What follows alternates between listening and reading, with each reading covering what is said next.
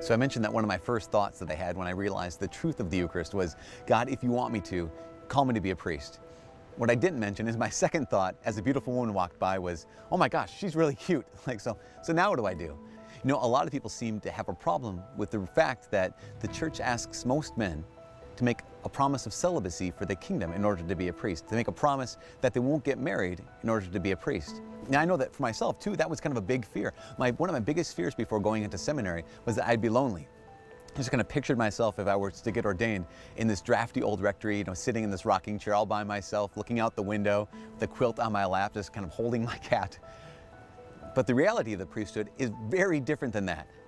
Because Christ has called me to make a promise of celibacy for the kingdom, He's opened my life up to some incredible friendships, some amazing relationships, as well as allowing me to be available for people if they ever need me at a moment's notice.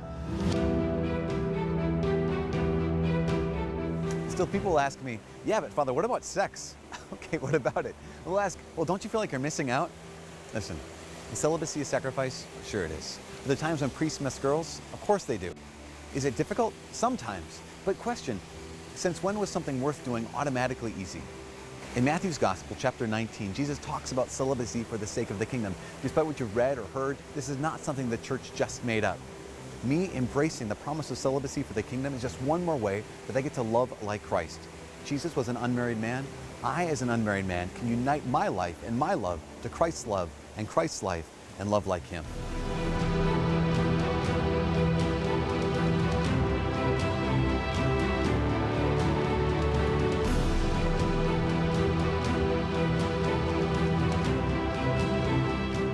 Jesus did His greatest work when He was stripped of everything and offered Himself as a sacrifice on the cross.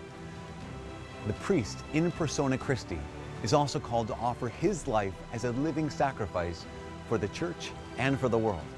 As often as he sits there in the confessional, as often as he stands at the altar, the priest is meant to be that victim, that living sacrifice of Jesus. Every good father sacrifices for his bride and for his children. Because the priest is the bridegroom to the church, the bride of Christ. That means the church is His bride, and all Christians are His children. He's called to sacrifice His life and His love so that others can have life.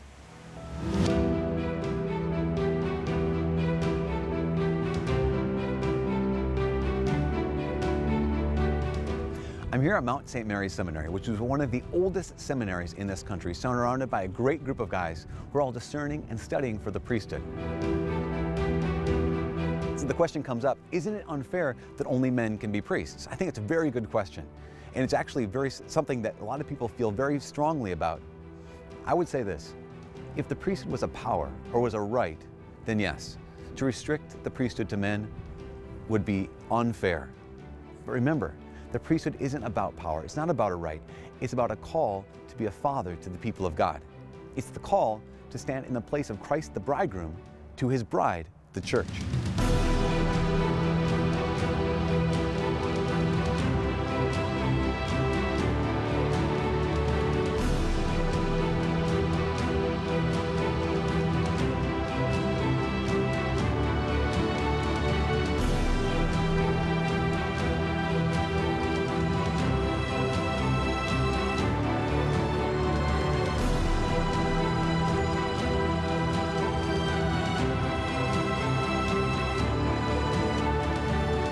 As a very intelligent person once said, only men can be priests because only men can be dads, and only women can be moms.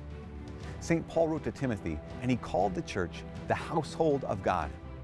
Well, in this household, only men are fathers. Still, it makes sense that anyone who desired God would desire to be a priest. In fact, St. Therese of Lisieux, a doctor of the church, wrote that she actually desired to be a priest. But she also realized the truth about a vocation. That vocation means call.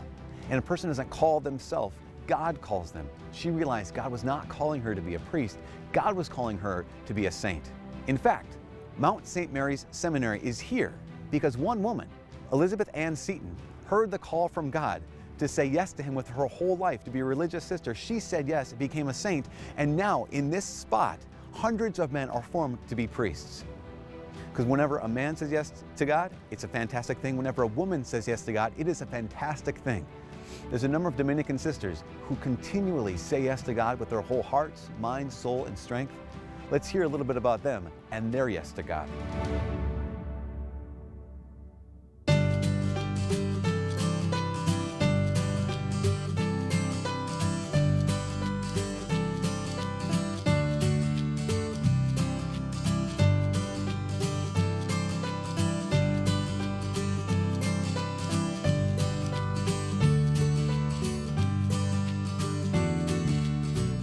So sisters, you're all very beautiful, intelligent women. I'm sure the question has been posed to you, why can't you become a priest, or why don't you become a priest? So I'm going to ask you to explain, why can't women become priests?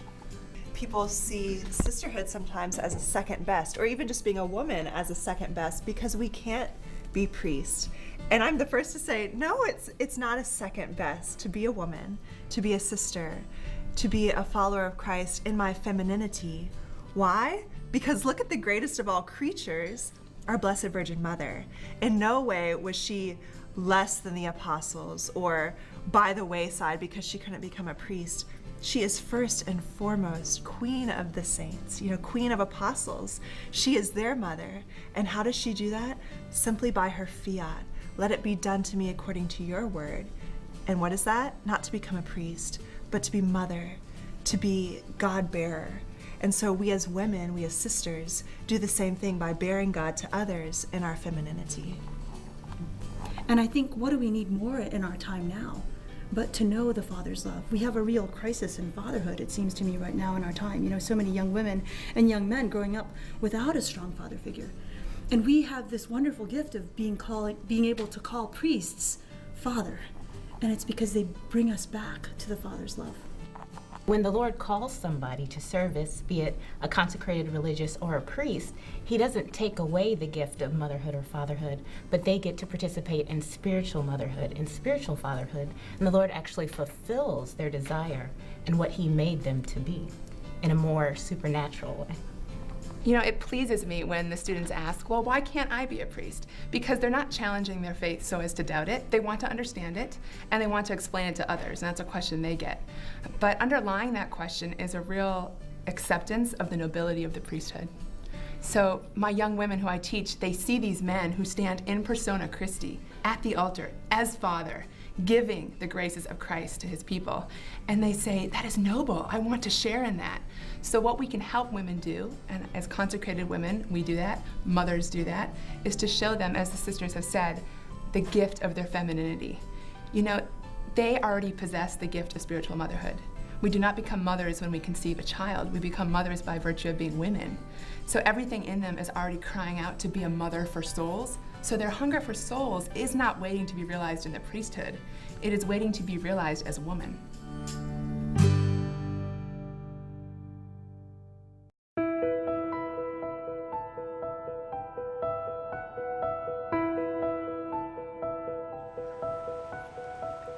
In our culture, we don't often understand the difference between equality and sameness. While the Catholic Church has always taught that men and women are created equal in dignity, we realize we're not the same.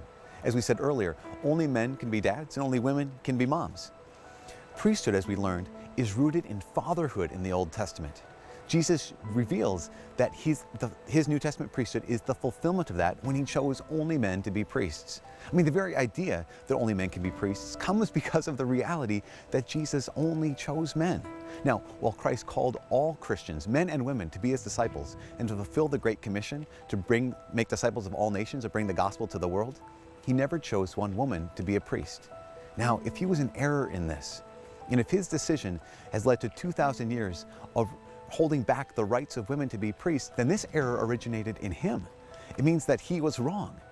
And if Jesus was wrong, then he's not God. We have to understand this. If women should be priests, then Jesus isn't God. Now, someone might argue that Jesus couldn't have called women to be priests because the cultural climate wouldn't allow it. That's actually kind of silly.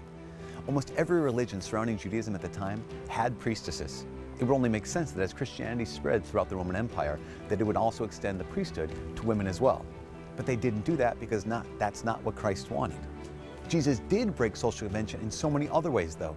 He called women to be his full-fledged disciples. The ratio of women to men at the foot of the cross is 3-to-1. The first evangelist, the first person to announce the resurrection of Christ from the dead, was a woman, and she announced it to the first priests. So only men can be priests. Does that mean that women are second-class Christians? In absolutely no way. Who is the holiest person who ever lived? A woman. Mary is the holiest person that God ever made, the holiest saint who's ever walked the face of the earth. And God didn't call her to be a priest. She was called to bring Christ into the world in a different way.